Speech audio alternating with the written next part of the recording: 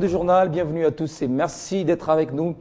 Sur Télé 50, à la une de l'actualité, la Commission électorale nationale indépendante annonce la poursuite des collectes des données sur la fiabilisation du fichier électoral et la stabilisation des cartographies opérationnelles sur l'ensemble du territoire. C'est son rapporteur Jean-Pierre Calamba qui l'a fait savoir à la presse à travers une note d'information. Cette note reprend également les résultats obtenus lors de ces opérations. Alain Lino Mwamba. La voici, cette note d'information signée en date de ce 21 août au nom du rapporteur de la CENI, Jean-Pierre Calamba. En 3 pages, elle résume les résultats produits lors des opérations de la collecte des données sur la fiabilisation du fichier électoral. Un résultat qui en chiffres donne autant de précisions sur les antennes qui ont achevé le travail des collectes de données, le pourcentage des sites de vote créés, des villages et quartiers visités, et les points qui ont été géospécialisés, qui sont en tout 237 640, alors que 40% des préposés à la collecte des données ont été retournés. Autre chiffre, c'est ceux des cadres et agents révoqués, 96 au total, dont 8 du secrétariat exécutif national et 21 de celui de l'Équateur. Il leur est reproché, entre autres, le détournement de fonds et l'atteinte aux bonnes mœurs. À noter que ces résultats étaient rendus possibles, à en croire le rapporteur, grâce au professionnalisme des agents électoraux préposés à cette collecte qui ont eu un sens élevé de responsabilité. Quant au respect du règlement intérieur, la CENI précise. Dans l'objectif de rendre les processus électoraux davantage crédibles, la CENI informe le peuple congolais que le processus d'assainissement se poursuit sur le personnel dont les comportements violent les principes d'intégrité, de neutralité, d'indépendance, de professionnalisme et de bonnes mœurs. Il y a peu qu'il a été nommé et voilà qu'il se lance dans une prise de connaissance du terrain. C'est le nouveau représentant de l'ONU pour la région de Grand Lac, Saïd Djinnit, est en tournée africaine dans le but de favoriser l'établissement d'une paix durable dans la région. Au cours de cette tournée qui va du 20 août au 15 septembre prochain, il doit aussi fouler le sol congolais. Je dois dire un petit mot au nom de mes collègues les facilitateurs. Saïd Djinnit a déjà entamé sa visite dans la région de Grand Lac hier mercredi, une visite qui va jusqu'au 15 septembre prochain.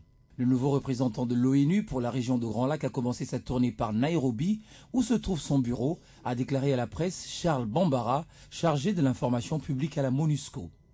Cette tournée a pour objectif de tisser les liens avec les différentes autorités de pays de Grand Lac et de rencontrer aussi les partenaires dans le cadre de la mise en œuvre de l'accord cadre d'Addis Abeba pour la paix, la sécurité et la coopération dans la région. Son programme n'est pas encore clairement arrêté, mais il devrait le conduire du 25 au 26 août à Addis Abeba et du 28 au 29 août à Kinshasa, a déclaré son porte-parole à la presse. Kigali, Kampala et les autres destinations suivront plus tard en septembre. L'Angola, l'Afrique du Sud et la Tanzanie font également partie des pays qu'il doit visiter. La nomination de l'Algérien Saïd Djinnit comme représentant spécial pour la région de Grand Lac a été annoncée le 17 juillet. Nommé par le secrétaire général de l'ONU Ban Ki-moon, il succède à l'Irlandaise Mary Robinson, devenue employée spéciale de l'ONU pour le changement climatique. Une réunion de restitution portée sur les opportunités défis du développement durable dans la région de Grand Lac a eu lieu ce jeudi dans la capitale congolaise.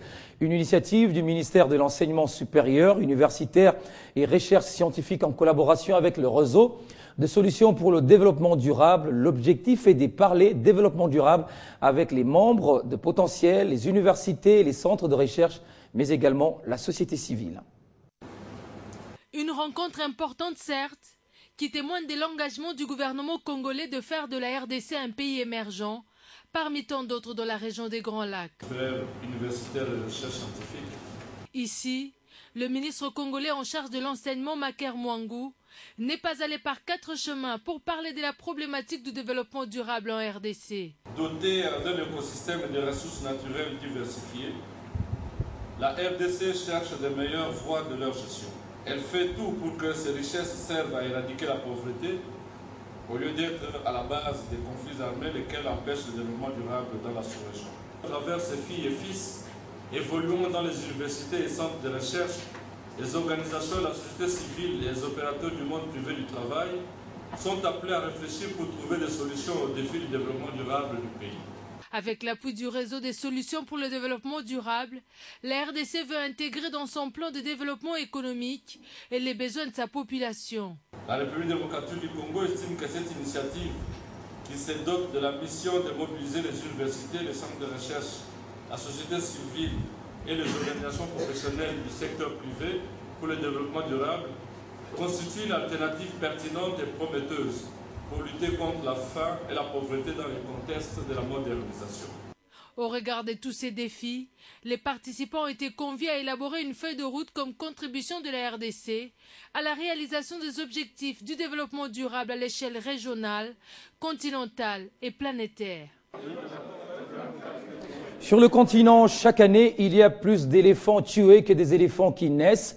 Ce n'est pas moi qui le dis, mais c'est plutôt un rapport sur le braconnage d'éléphants rendu public le 20 août par des écologistes internationaux.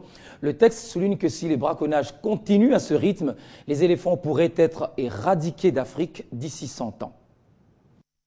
Dans certaines régions d'Afrique, comme le Botswana, les éléphants se portent bien. Mais d'autres régions, telles que l'Afrique centrale, sont beaucoup plus touchées par les braconnages. Le commerce illégal d'ivoire a fortement augmenté ces dernières années, entraînant la menace grandissante des éléphants. La demande en ivoire vient principalement de Chine et de pays d'Asie du Sud-Ouest, où elle est utilisée dans la médecine traditionnelle.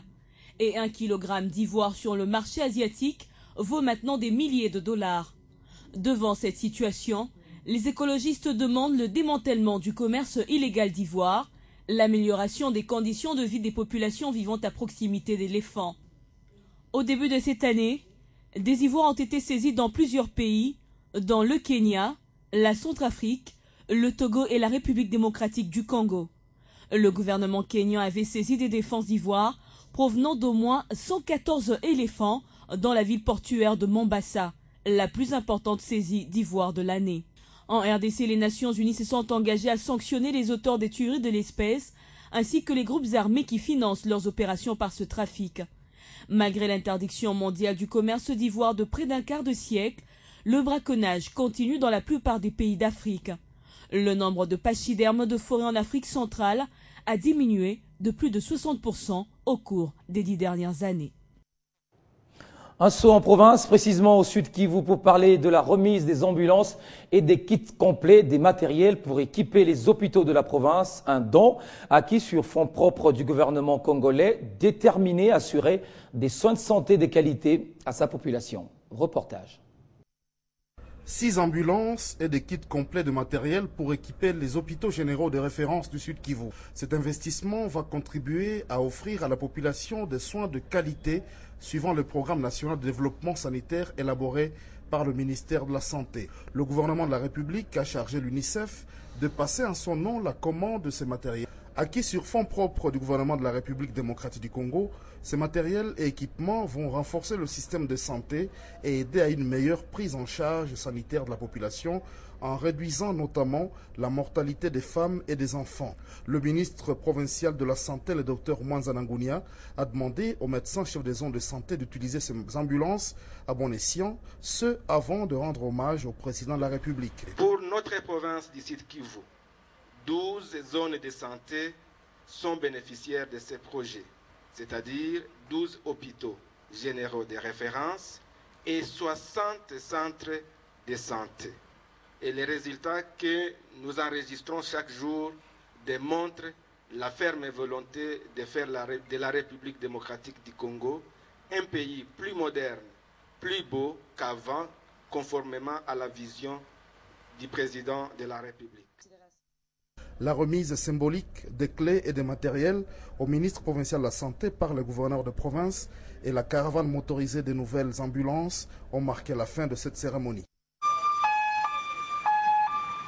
Restons toujours dans cette province. Après plusieurs mois de suspense, le journal officiel de la République démocratique du Congo Sud Kivu a un nouveau directeur général, Migi Mugaruga, c'est son nom. Et la collaboration oblige, il est allé présenter ses civilités au numéro 1 de la province, Marcelin Sichambo. Le tout nouveau directeur du journal officiel au Sud Kivu a fait ses civilités au gouverneur de province, Marcelin Sichambo, à son cabinet de Nyamoma. M. Mugaruga Migo est un homme expérimenté. Il a déclaré qu'il mettra son savoir-faire au service de l'État afin que cet important outil de communication joue pleinement son rôle. Je suis aussi venu présenter mes civilités. Le temps du journal officiel de la RDC est affecté à Bukavu depuis le 6 août. Je n'ai pas encore eu l'occasion de le rencontrer. Heureusement que l'opportunité s'est offerte aujourd'hui. J'ai été bien accueilli. Petit passe qui promet l'étroite collaboration, c'était ça mon souhait.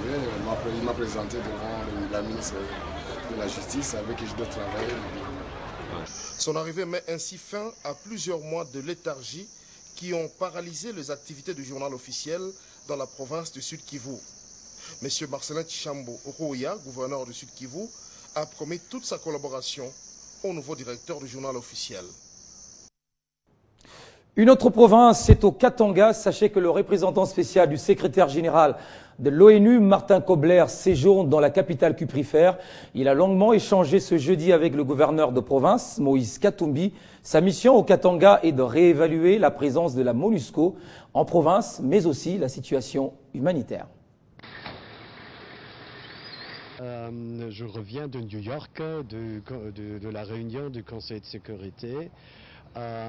Et l'objectif de notre visite ici avec ma délégation, aussi le commandant de la force, c'est de réévaluer notre présence. Nous avons une présence de la MONUSCO ici et de voir ce qu'on peut faire parce que la situation humanitaire est préoccupante. On a les questions des Bakata-Katanga, on a le conflit avec les Pygmées, entre les Pygmées et les Luba. Au nord, je me déplace par là aussi pour avoir une fact-finding ici. Nous avons deux objectifs. La situation humanitaire, parce qu'on a plus de 500 000 déplacés internes ici, et ça ne regresse pas, ça augmente maintenant. Nous avons le mandat de protection civile partout dans le pays, pas seulement au Nord Kivu, au Sud Kivu, mais aussi à Ituri, à Katanga. C'est pourquoi je suis ici maintenant pour voir la situation et puis discuter aussi avec le gouvernement à Kinshasa ce qu'on peut faire d'améliorer la situation. Le deuxième objectif, alors, c'est dans notre concept d'îlot de stabilité, de discuter avec mes collègues ici, à Kalemi, ici à Lubumbashi, ce qu'on peut faire pour renforcer la présence civile. Parce que les causes racines, c'est la pauvreté aussi. Il faut donner la chance aux enfants d'aller aux écoles, il faut donner la chance aux paysans. C'est quoi les activités de nos agences de développement, parce que c'est le développement aussi dans la province qui compte. On passe à présent au sport. Football d'abord, une tripartite primature, ministère des Sports et FECOFAP a eu lieu ce jeudi à Kinshasa. Au menu, l'organisation en 2015 en République démocratique du Congo de la CAN de moins de 23 ans. Après le choix porté sur la RDC par la CAF, l'heure est au dernier réglage, d'où le sens de cet échange au cours duquel il a été question de prendre connaissance du niveau où se situent les préparatifs. Comme coach des Léopards, attention à cette frappe. La Coupe d'Afrique de moins de 23 ans à RDC, c'est déjà un acquis depuis belle lurette. Mais il va falloir préparer minutieusement cette chute continentale, surtout que le temps presse. Monsieur le ministre, C'est à cette préoccupation que le Premier ministre Matata Ponyo a pris langue ce jeudi avec le ministre des Sports, Bodebanza Moukalay, le président de la Fédération congolaise de football association, ainsi que quelques membres du comité d'organisation, afin de faire le point sur l'évolution des préparatifs. Le Premier ministre nous a reçus pour savoir à quel niveau se situaient les préparatifs et il a voulu donner des instructions pour que ces préparatifs se fassent d'une manière professionnelle et qu'on accélère parce que le délai court. Les préparatifs sont bon train, je crois que BSECO est en train de s'affairer. De manière professionnelle, c'est également le vœu du chef du gouvernement pour cette compétition qui se tiendra pour la première fois sur le sol congolais, mais seule la capitale Kinshasa a été choisie en définitive pour abriter toute la compétition. Et Banza Moukalay s'explique. Vous vous souvenez qu'à l'époque, il était question qu'il y ait deux villes, que ce soit Lubumbashi et Kinshasa, pour l'organisation de la finale de la CAN. Mais en dernière minute, la CAF a décidé que